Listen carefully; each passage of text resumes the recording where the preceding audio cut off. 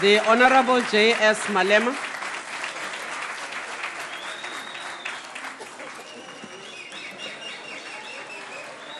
Thank you.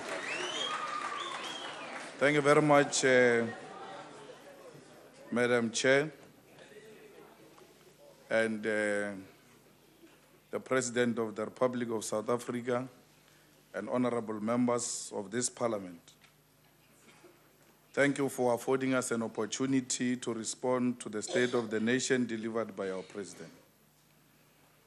We want to acknowledge and greet millions of South African workers, the poor, downtrodden and dejected masses of our people, particularly 1 million plus South Africans who voted for EFF, to come to this Parliament and represent the agenda of economic freedom in our lifetime, without any fear of contradiction. Our people mandated this movement, the EFF, to come and speak on behalf of the homeless, the landless, domestic workers, security guards, farm workers, cleaners, waiters and waitresses, recipients of social grants, construction workers, the unemployed and poverty-stricken masses of our people who are forgotten by the ruling elite, which is in bed with the oppressors and the imperialist forces. I thought it was going to be difficult for me to carry this mandate with a serious commitment against the party which taught me everything I know today about politics. But this was made easy by seeing Mr. Martinus van Schalkwyk on the benches of the ruling party. I then quickly remembered that, by the way, we are not opposing the ANC we joined then, the ANC of Lawrence Pukanuke, but we are opposing the ANC of Martinus van Schalkwyk and Cyril Ramaphosa. Mr. President, when you spoke yesterday, you reaffirmed this belief that indeed we have chosen the correct path because you no longer represent the hope of the hopeless masses of our people. Your speech yesterday was uninspiring and lacked the central theme, Mr. President. No one will remember what you said last night except that we should clean on Mandela Day, which was the only emphasis you made, and maybe because you thought it was the simplest subject you had to deal with in the whole speech last night. What was supposed to be the simplest subject for you has proven to be more complex than you thought, Mr. President, because your cleaning instruction goes against the wishes of President Mandela, who said it must be left to individuals' choice on how they wish to remember him or celebrate his life. I'm sorry, Mr. President, I won't be cleaning on Mandela Day. I will be involved in a more productive activities which will leave long-lasting legacy and remembrance of our world icon. And those activities will, amongst others, include the rebuilding of mud schools Honorable in the Eastern Chairperson, Capes and a point of order, please. On a point of order, Tate Malema, please. Honorable Chairperson, the Speaker called the Deputy President of the Republic, Cyril Ramaphosa, and I think he's honorable as the member of this House. Can you rule on that? Thank you. Honorable Malema, the Honorable Deputy President of this House is an honorable member of this House. No problem, Honorable Cyril Ramaphosa. Mr. President, you tried to speak about radical socio-economic changes in your speech last night, but nothing you said was radical. Instead, we had a repetition of what has been said before. I know very well that your attempt to make radical economic changes your central theme in your speech last night was a direct response to the existence of EFF, or even an attempt to delegitimize it, but you successfully failed in the same way you failed when you introduced the red beret to counter that of the EFF during elections campaign. You and your party should stop playing with semantics, especially when it relates to a radical economic agenda, because you lack courage and you have sold out the revolution. You don't have what it takes to lead the struggle for economic emancipation of black majority, particularly Africans. You are extremely scared of white people, particularly white monopoly capital. You have in the past 20 years defended the privileges of white minority and continue with the exploitation and exclusion of oppressed black majority. The reason for such is because the elite pact that was forced upon the people in 1994 does not allow for radical economic transformation and changes. The pact defends the colonial and apartheid ownership patterns of the means of production, including property. The ANC is part of an elite pact that seeks to protect white monopoly capital and white minority privileges. And this has led to the formation of the EFF because there was a political vacuum and nature does not allow a vacuum. The EFF is here to lead the struggle to dismantle the elite pact and introduce the sunrise clauses. The pact has made you to even accept wrong things as the laws that run this parliament for the past 20 years. For example, the 1975 Act that makes it compulsory for members of parliament to join a certain medical aid scheme. You have been part of this illegal law and unconstitutional law for the past 20 years. It only took the EFF less than 100 days to reject this law, and parliament lawyers have agreed with us that indeed this law was unconstitutional, a law you complied with. This elite pact is reflected by the fact that most prominent statue in this parliament is a statue of Louis Botha. The one of Nelson Mandela is a very small and is hidden behind the statue of Louis Botha. Louis Botha is not our hero and cannot be a hero of a democratic South Africa. He's a colonial warmonger who fought for the exclusion of black and indigenous people from running their own country and affairs. It's people like this who made white South Africans think that they are superior, and we continue celebrating them. We are equally perpetuating white supremacy. The statue of Botha outside this parliament must go down because it represents nothing of what a democratic South Africa stands for. The statue represents backwardness and apartheid, and therefore it belongs to the dustbin of history and to be replaced with a bigger statue of Siaparankwe Roditlahla Nelson Mandela. We will never have a true friendship and peace if white minority still behaves like they are superior and we should remain inferior in our own country.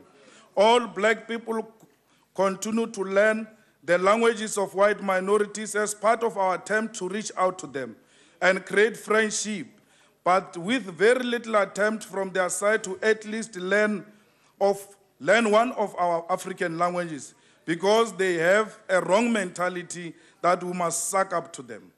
These are some of the legacies people like Louis Botha have left us, and it must be crushed. We must not celebrate anything that perpetuates white supremacy. As part of nation building, maybe we need to take hard steps by not celebrating any white person who does not speak at least or know one of the African languages. If you have a white friend as a black person and he or she does not know your language or take initiative to learn your language or your culture, that person is no friend at all.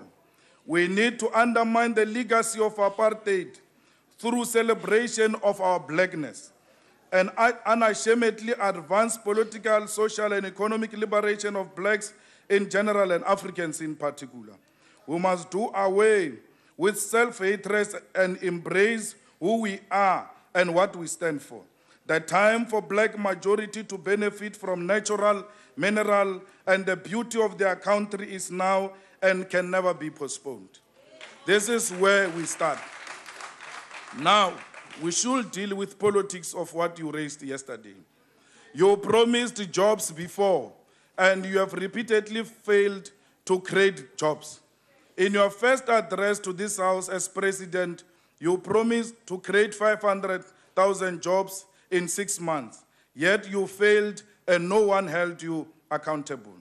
Our people are being called upon to celebrate 20 years of freedom, and we really do not know what they should celebrate because the past 20 years has been 20 years of suffering and the poorest of the poor. Yes, sir.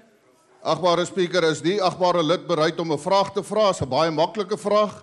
Ek wil vir hom vra, why does he deliver his speech in a white man's language of English, not in his own mother tongue?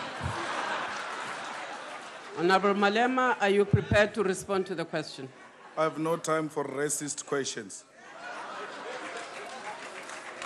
Our people are called upon to celebrate 20 years of freedom. We really do not know what they should celebrate because the past 20 years has been 20 years of suffering of the poorest of the poor. It has been 20 years of joblessness and unemployment for majority of our people, in particular the youth. 35% of South Africans capable of working are unable, and majority of those who are employed are paid very low salaries.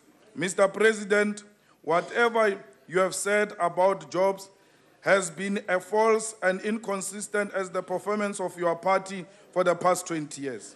However, you look at it, in 1995, unemployment was 15%, and now at this moment it is at 25% or 36% with an expanded definition. 70% of this demographic are youth. This is your legacy. You have more than doubled unemployment. More than half of the working people earn 3,300 or less. A third of all workers are now employed through labor brokers. And we must also remind you that 2014 is a year in which you said you would have halved unemployment in 2009. You also promised to distribute 30% of the land in this very year. You promised to halve poverty by 2014. You promised to provide security of tenure to 400,000 households who live in informal settlement. You keep making the same promises and misleading this House, and honorable members clap hands. They encourage this mediocrity, lack of leadership, and misleading of the nation and the poor. You are a man of tradition, Mr. President, a tradition of empty promises. Now knowing you will not be there in 2030, please say nothing about 2030 because you will not be there. The President said a minimum wage shall be investigated. There is no need to investigate. This House must show leadership and courage. The workers have already shown the way. For 5 months now, workers in the Platinum Belt have been on the strike, which demonstrated their genuine determination. They are looking for 12,500, which the ANC government massacred 34 of them 2 years ago for it. In honor of those who died, let this House legislate 12,500. This will be a sign of showing remorse and regret for the Marikana massacre. We also demand the establishment of parliamentary commission on conditions and the salaries of mine workers, including the auditing of the financial books. Chairperson, on a point of order here, the Speaker said the ANC government massacred people 2 years ago. Is it parliamentary? Is there any proof of that? Can you rule on that, Chairperson? Mr. Malema. I maintain that. Mr. Malema.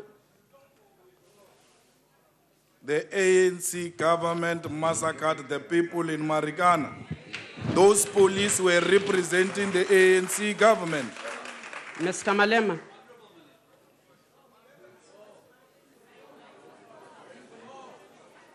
I'm not going to withdraw. Morena. It's not going to happen that. Honorable Malema. Honorable Malema. I'm all yours, Chair. Honorable Malema. Honorable Chair. Please accept that this House and all our houses of Parliament have simple rules to follow in a debate. The last time we said hold your horses because we're taking a point of order. Okay. I was asked to rule, and even before I gave you the go-ahead, you were on. Please do not do it again. The honorable member of the ANC raised a point. You contest that point, you say that you are sustaining it. I wish to take this point on advice, honorable members, and will rule on it tomorrow. Because it is not an open and shut, a statement that you make and you conclude on. There are many implications on it, and I would like to be properly advised to come back to this House on a ruling tomorrow. You may continue, Ntate Malema.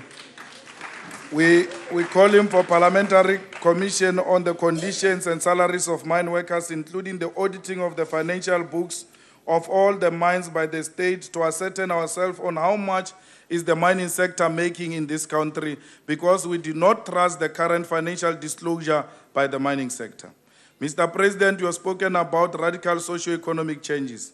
And if indeed you meant what you said, then you will agree with me that there is nothing radical about preserving the current exploitative economic structure. Otherwise, what has been suggested here is a mere old wine in a new bottle. We are back to gear by another name, which Blade in Zimande called 1996 class project and the more Honorable serious Malema. strategic threat to the national democratic Order, revolution. members. In his, Order, members. in his Honorable Malema, there is an honorable Blade in Zimande in this house.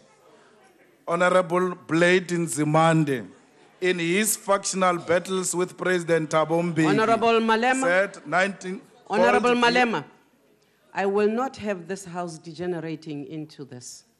Please debate the state of the nation, the factional battles and whatever, let them stay where they are. No, Chair, I don't agree with that.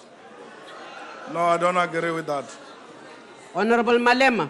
You are not going to tell me, Chair, how I must debate. Order, Chair. Point of order, You are Chair. not going to tell me how I must debate. On point of order, Chair. No, I can't be told what to say. Honorable Malema. Order, members. Point of order, Chair. Members, Order, Chair. Point of order, Chair. honorable members, I am quite fit to sit on this chair. Honorable Malema, we have taken you through the rules of these houses. You will desist from making disparaging remarks on the persons of the honorable members of this house.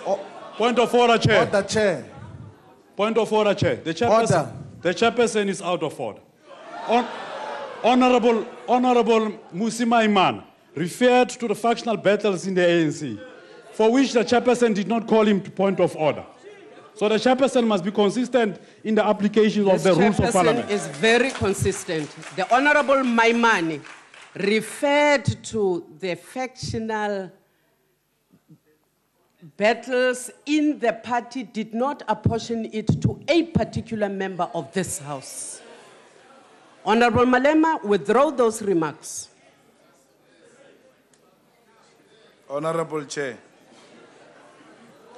On the factional tendencies or otherwise of the Honorable Blade Nzimande. Okay, Honorable Chair, withdraw. Thank you. You may proceed. Mr. President, you clearly do not know what a radical economic transformation means. What is radical about EPWP? What is radical about buying stolen land? Maybe we must give you a few tips on what is radical economic transformation. You must be prepared, if you want to advance this agenda of radical transformation, to expropriate the stolen land without compensation. You must be prepared to nationalize the mines, the banks, and other strategic sectors of the economy. You must be prepared, Mr. President, to protect local industries and ensure that they continue to be productive. Mr. President, you must provide free quality education up until the tertiary level. Mr. President, you cannot celebrate the two glorified high schools which are wrongly called universities in the Northern Cape and Mpumalanga, because the two of them are going to take only 350 people. We need to engage, Mr. President, in a deliberate program to send 10,000 students to outside the country to the best of the best universities, because all the countries which have succeeded, they took their learners and their youth to learn outside their countries. Mr. President, you are on a paraffin speed building stadiums for the 2010 Soccer World Cup, but you are failing to build schools and you are failing to build basic things like toilets. Radical economic transformation means Honorable we must Malema, I'm afraid your time is up. Thank you very much. No, but those orders you were eating on my Honorable time. Malema. Chair. Mr. President, la o ka itima metsi o tla bona e nwele.